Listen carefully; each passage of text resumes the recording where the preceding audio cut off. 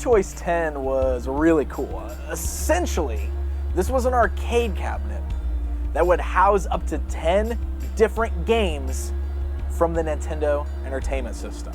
In order to help, permeate not only home game players, but also kind of give people a taste of what the NES had to offer, Nintendo did the ingenious thing of releasing the PlayChoice-10 in arcades in 1986. You'd think it was just like an NES in there with, or something akin to that, and they just put like 10 different cartridges in.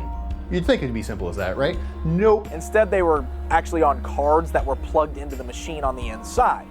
And so it could have anywhere from just one game all the way up to 10 games. The unit had an extra CPU that controlled the gameplay timer and switched games, and it also had a separate monitor that would show you hints for each game. It wasn't like a standard arcade game where you would put in your quarter and you would play until you ran out of lives.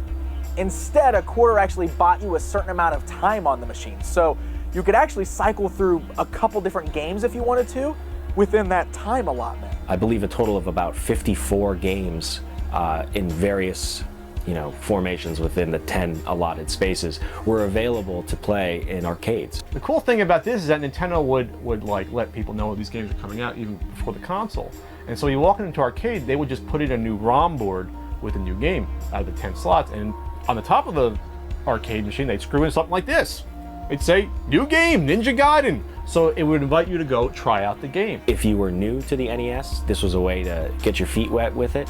And if you had an NES, you were able to play some games that you could basically test out and decide whether or not you wanted to get. You can, for a couple of quarters, run through a bunch of games before you go to a store and make a decision, allowing you a lot more information that most people would usually get at that time. Most people were still going off of screenshots and articles in company publications, and this actually gave you the chance to put your hands on it.